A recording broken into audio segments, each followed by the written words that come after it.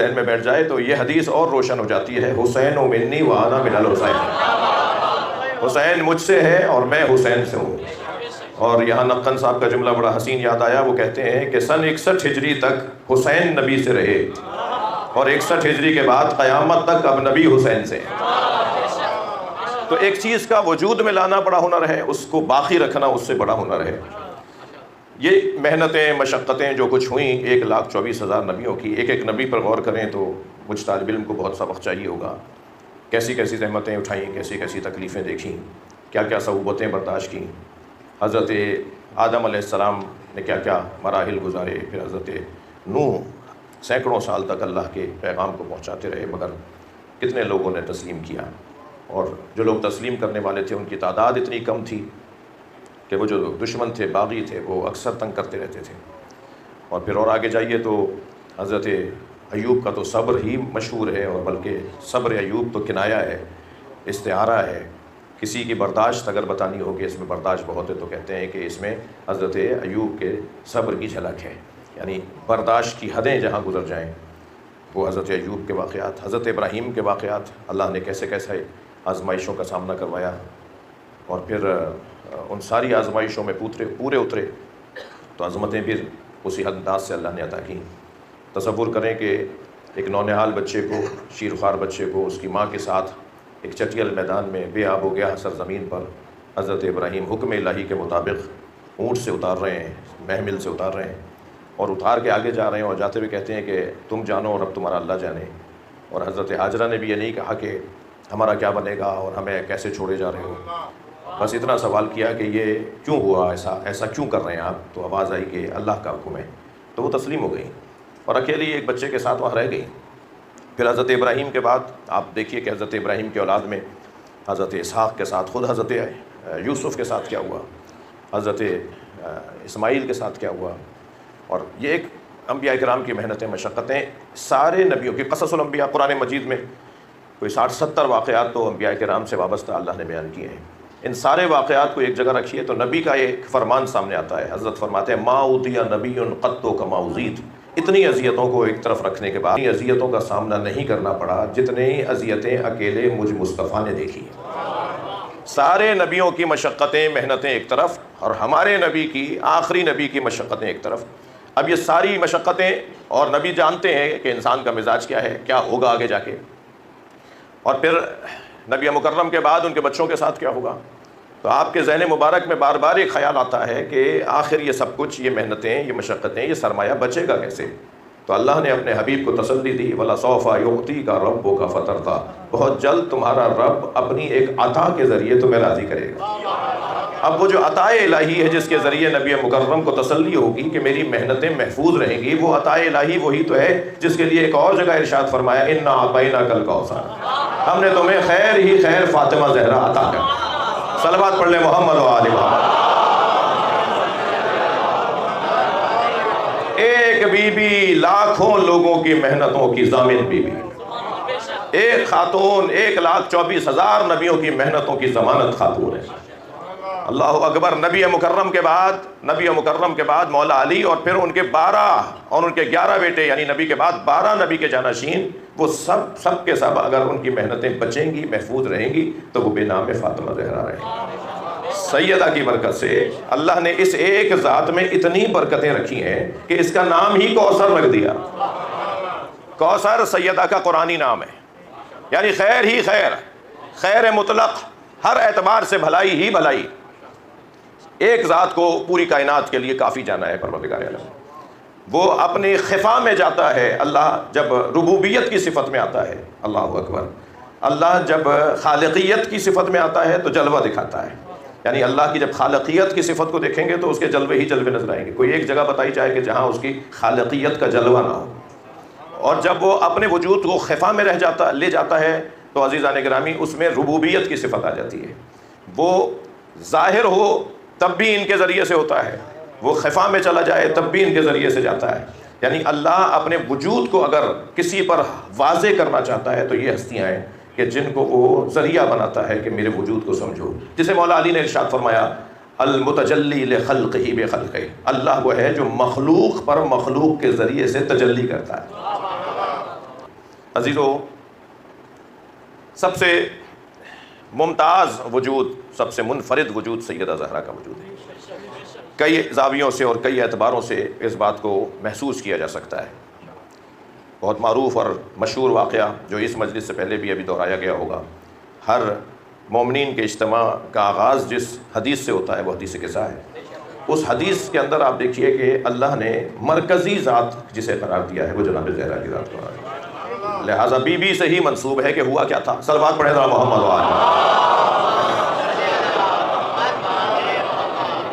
یہ be be he بتائیں گی اور بی بی ہی بتا رہی ہیں کہ ہوا کیا ہے۔ میرے بابا نے آ کر مجھ سے کہا، اے فاطمہ مجھے چادر یمنی لا کے دے دو، میں اپنے بدن میں ضعف محسوس کر رہا ہوں۔ اور چادر یمنی بی بی نے لا کے دی اور نبی نے اپنے اوپر وہ چادر لے لی، اور کچھ دیر کے بعد امام حسن آئے اور فرمایا، اماں مجھے نانا کی خوشبو آ رہی ہے، اور سیدہ فرما رہی ہیں کہ تمہارے نانا چادر کے نیچے ہیں۔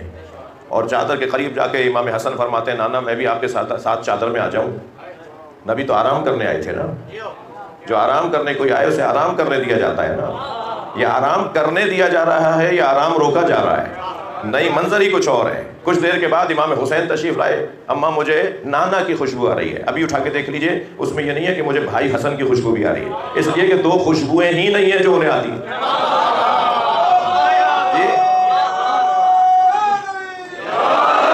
جو خوشبو امام حسن کی ہے وہی نبی مکرم کی ہے، جو نبی مکرم کی خوشبو ہے وہی امام حسن کی خوشبو ہے۔ تو فرمایا مجھے نانا کی خوشبو آ رہی ہے۔ فرمایا تمہارے نانا تمہارے بھائی کے ساتھ چادر میں ہے۔ اور وہاں جا کر امام حسین نے سلام کیا، نبی نے بھی کس پیار سے جواب دیا ہے وہ بھی حدیث کے سامنے موجود ہے۔ اور پھر فرمایا کہ نانا میں آپ کے ساتھ چادر میں آ جاؤں؟ یہاں بھی سوال یہ ہے کہ آرام کرنے آئے تھے نا، مگر چادر میں امام حسین بھی آ گئے۔ کچھ دیر کے بعد مولا علی تشریف لائے، فرمایا مجھے اپنے بھائی کی نبی مکرم کی خوشبو آ رہی ہے۔ فرمایا آپ کے دونوں بچوں کے ساتھ وہ چادر میں ہیں۔ مولا علی نے آ کے سلام کیا اور فرمایا میں بھی چادر میں آ جاؤں؟ پھر یہاں سوال میں شدت بڑھ جائے گی کہ فرض محال کو فرض کر لیجئے کہ وہ تو بچے تھے جو نانا کے ساتھ چادر میں آ گئے، لپٹ کے سو رہے ہوں گے۔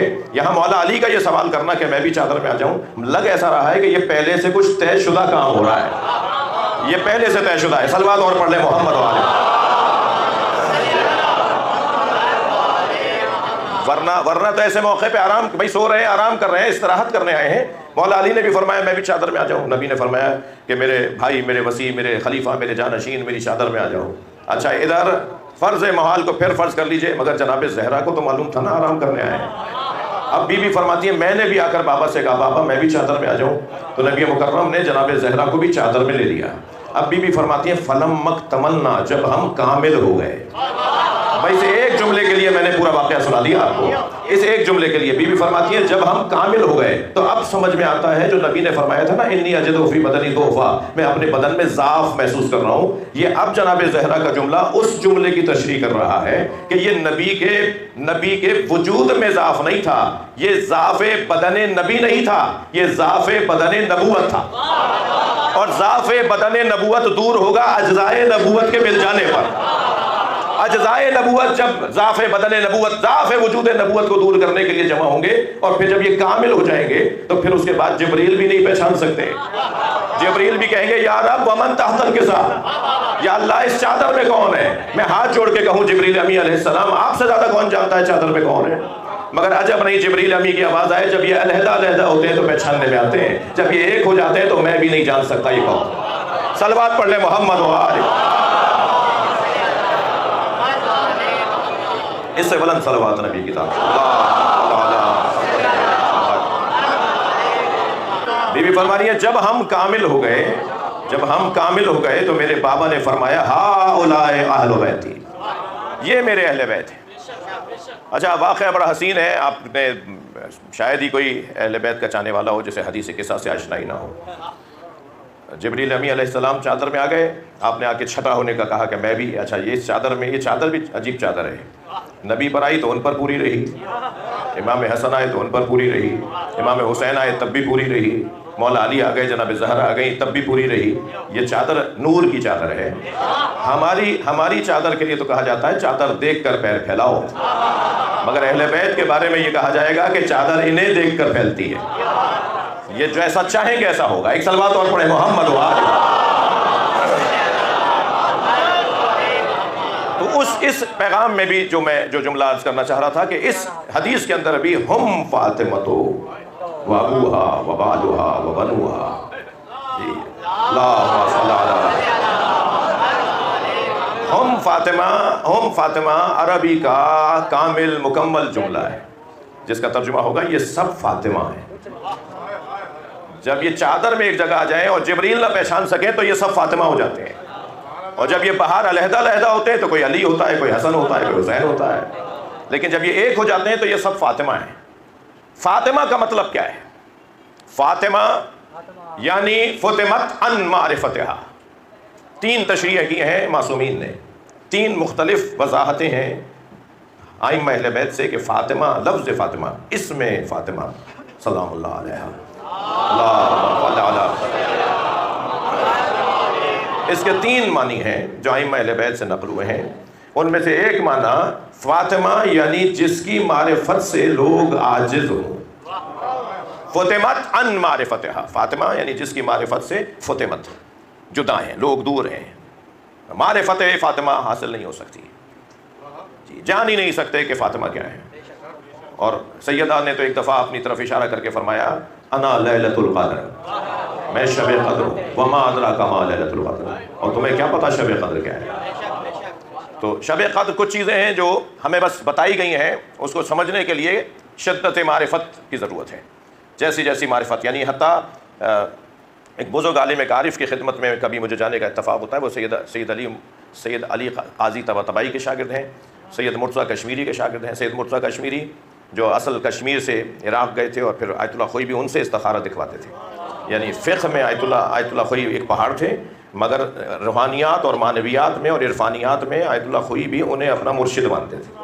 وہ یہاں اس کشمیر سے گئے تھے, جن کے ایک فرزند آیت اللہ پرہیزگار اس لائن ایریا میں, شاید علی بھائی کو کچھ یاد آ جائے, سچے بھائی کے ساتھ حامد رضوی صاحب نوحہ پڑھواتے تھے.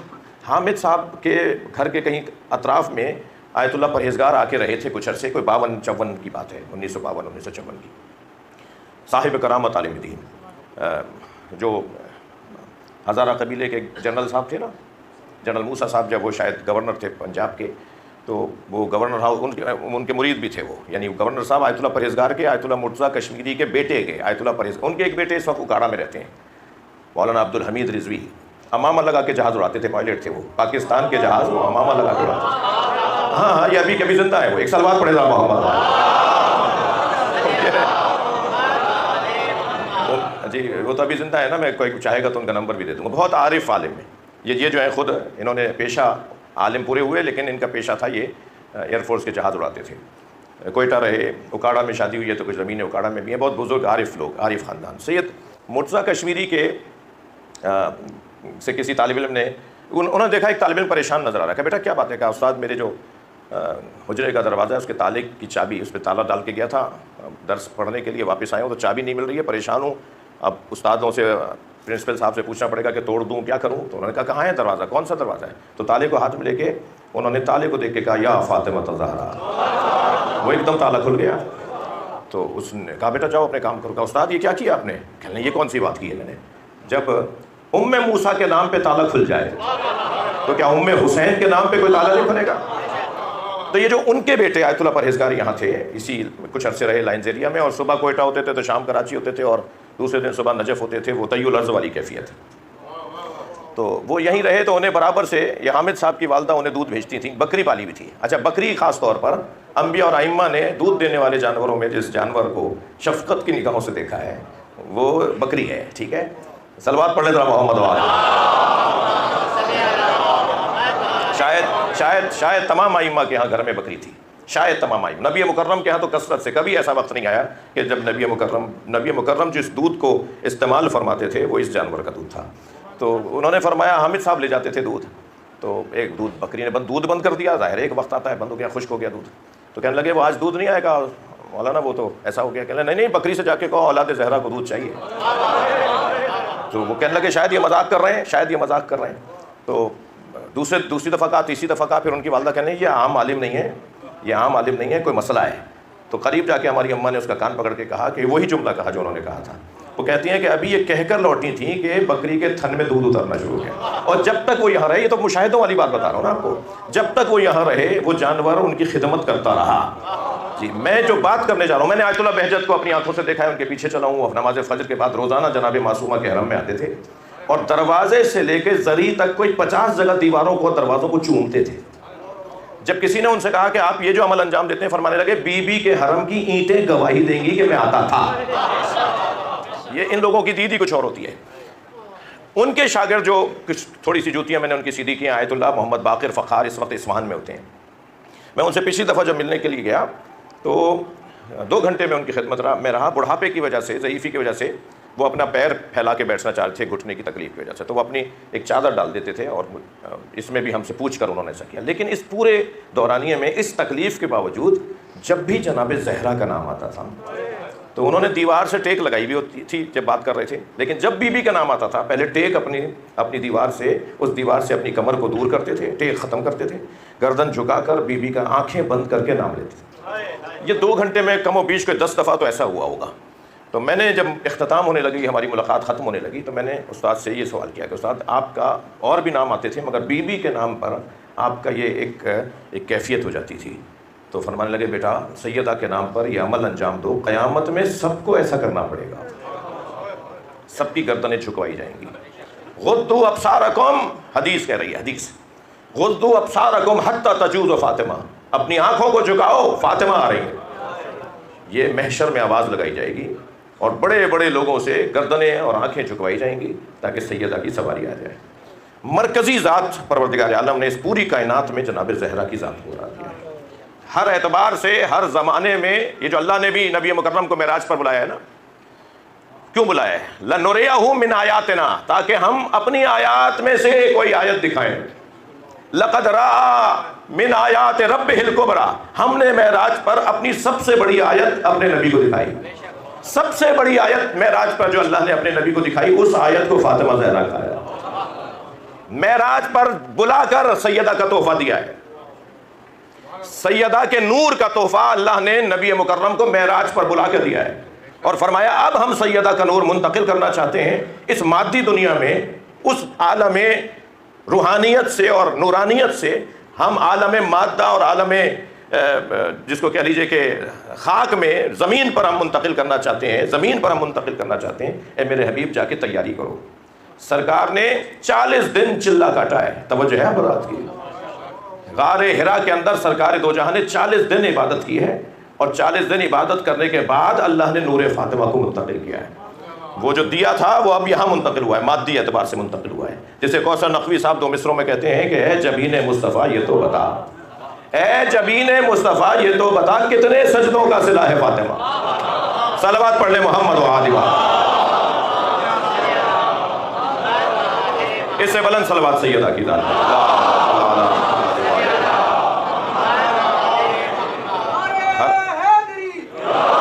ہر اعتبار سے ہر زمانے میں، اور پھر میں اپنی بات کو اور روشن تر کرنے کے لیے ایک اور بات کا سہارا لوں۔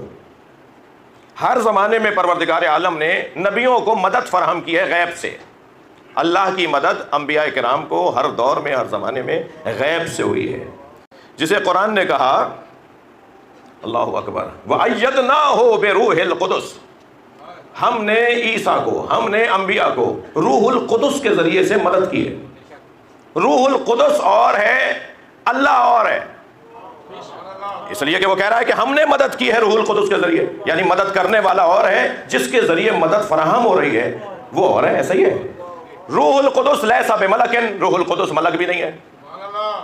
وجبریل ملکن، اور جبریل ملک ہے۔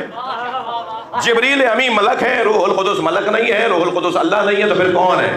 میں نے اپنی آنکھوں سے یہ حدیث پڑھی ہے، روح القدس ہے فاطمہ، روح القدس سیدہ زہرا کی ذات ہے۔ صلوات پڑھنے سیدہ کی ذات، اللہم صلی علی محمد و آل محمد۔ ہر نبی کی مدد اللہ نے جس روح القدس کے ذریعے کی ہے وہ بی بی کی ذات ہے۔ اور یہ ساری کائنات ہر زمانے میں، اچھا یہ ممکن ہے کسی بچے کے لیے کوئی بات تھوڑی سی سمجھنے میں تاخیر ہو جائے، ان ہستیوں کے 2 پہلو اور 2 جلوے ہیں، 2 جنبے ہیں، 2 جلوے ہیں۔ ایک جلوہ، ایک جنبہ ان کا نورانی ہے، اور ایک جلوہ، ایک جنبہ ان کا بشری ہے۔ ان کا بشری جنبہ 63 سال، 62 سال، 18 سال، جی 56 سال، ان کا بشری جنبہ ان سالوں میں محدود ہے، مگر ان کا جو نورانی جنبہ ہے، نورانی پہلو ہے، وہ سالوں میں محدود نہیں ہے، بلکہ وہ اس وقت سے شروع ہوتا ہے جب وقت ہی نہیں تھا۔ اگر یہ فارمولہ ذہن میں بٹھا لیا جائے تو پھر یہ الجھن نہیں ہوگی کہ یہ کیسے اور وہ کیسے، یہ کیسے اور یہ ویسے حل ہو جائے گا اگر یہ جان لیا جائے کہ جب اللہ نے کچھ نہیں بنایا تھا تب بھی پنجتن تھے، اور ان پنجتن میں جن کا جلوہ وہاں بھی تھا، جن کا جلوہ یہاں بھی، وہاں جلوہ تھا یا نہیں تھا؟ جب حضرت آدم کو اللہ نے بنایا اور اللہ نے حضرت آدم کو بنانے کے بعد حضرت آدم کا امتحان لیا، فرشتوں کے ساتھ امتحان لیا۔ ہؤلاء الاسماء کیا تھے؟ یہ جو حضرت آدم کا اللہ نے اسماء کے ذریعے سے امتحان لیا، وہ اسماء کیا تھے جنہیں فرشتے نہ بتا سکے مگر آدم نے بتا دیا، اور جو بتا دے گا وہی کامیاب ہو جائے گا، وہی نبی بن جائے گا، وہی خلیفہ بن جائے گا۔ تو کیا سمجھ میں نہیں آتی ہے بات کہ جب ان ہستیوں کو اللہ نے اس مقام پر فائز کیا ہے کہ ان کے ذریعے اللہ نبوتیں بانٹتا ہے، ان کی وجہ سے اللہ نبوتیں دیتا ہے۔ اگر کسی کو نبی بھی بنایا ہے تو ان کی محبت کی وجہ سے بنایا ہے۔ جس نبی میں ان سے محبت شدید تھی وہ اولو العزم ہو گیا، جس نبی میں ان سے محبت زیادہ تھی وہ صاحب کتاب ہو گیا۔ تو جب نبی ان کی وجہ سے نبی بنتے ہیں تو کسی اور کا ان سے کیا مقایسہ؟ صلوات پڑھنا محمد و آل محمد۔ آہ نزلنی الدہر، مولا علی اپنا مرثیہ پڑھ رہے ہیں، اپنی زبان سے اپنے بارے میں فرما رہے ہیں، آہ مجھے زمانے نے اتنا گرا دیا۔ یقولون علی و فلاں، کہتے ہیں علی اور فلاں، مولا نے تو نام لیا ہے، کہتے ہیں کہ علی اور فلاں مجھے ایسے برابر میں لا کے بٹھا دیتے ہیں، مجھے اتنا گرا دیا، اتنا تم مجھے نیچے لے آئے، زمانہ اتنا مجھے نیچے لے آیا کہ میرا مقایسہ کسی فلاں کے ساتھ کرتے ہیں۔ اہل بیت کا مقابلہ کسی کے ساتھ نہیں ہوگا۔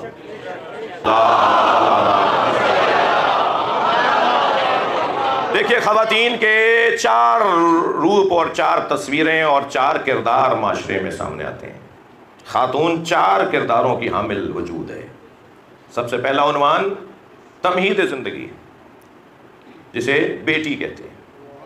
بیٹی ایک تصویر ہے ایک خاتون کی، سب سے پہلا عنوان ہے۔ زندگی جینے کی جو حوصلہ دینے والی ذات ہے، زندہ رہنے کا جو حوصلہ دینے والی ذات ہے وہ بیٹی ہے، یعنی جینے کا مزہ آتا ہے بیٹی کی وجہ سے، زندگی میں لطف پڑ جاتا ہے بیٹی کی وجہ سے۔ تمہید زندگی ہے بیٹی۔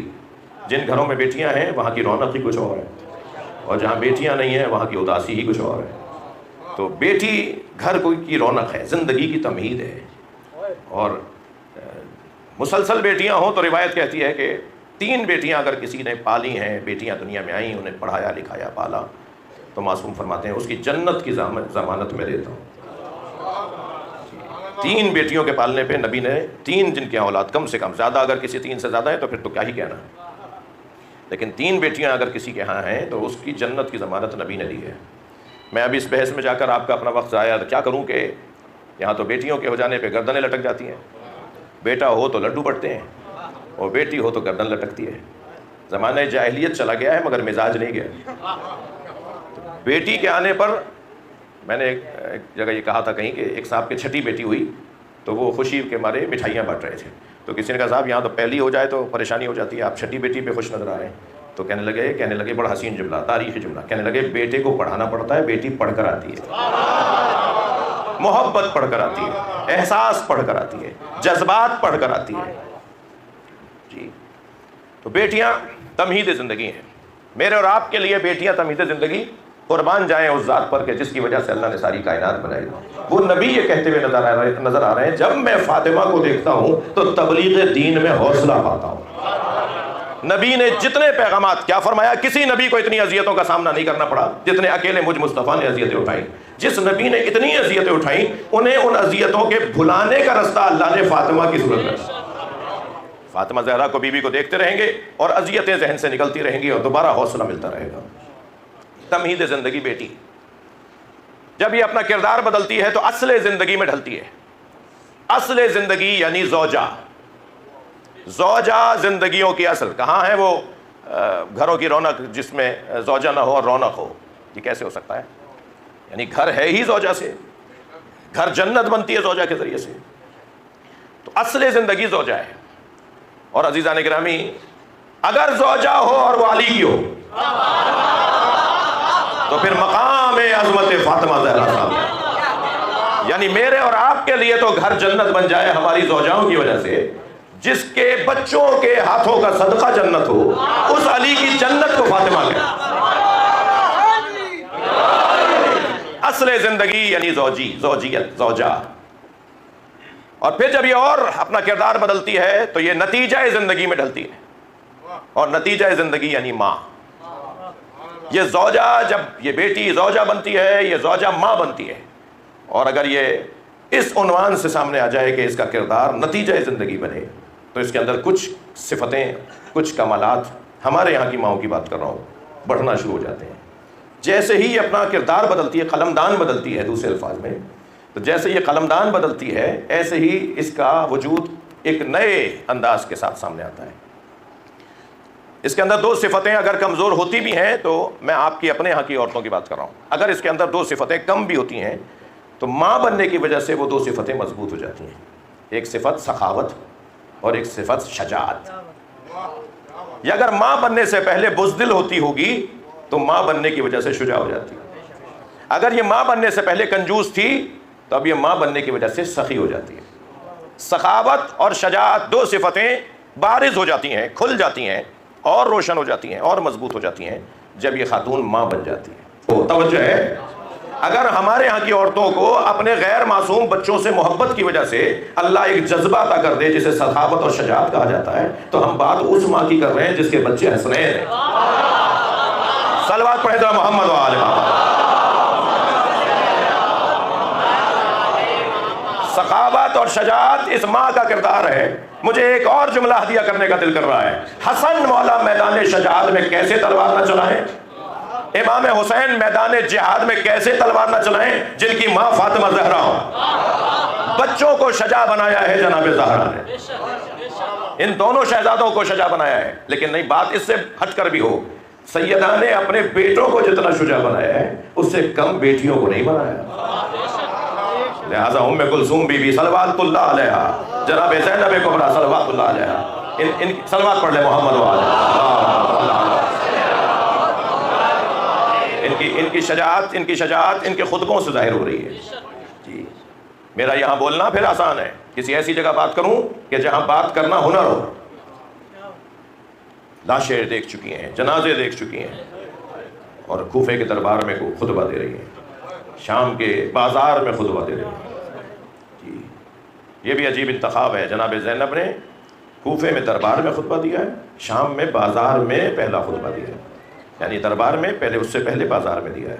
شام والوں کو خطبے کے ذریعے بتایا کہ میں کون ہوں۔ شام والے بہت سارے لوگ جانتے ہی نہیں تھے کہ کون ہیں۔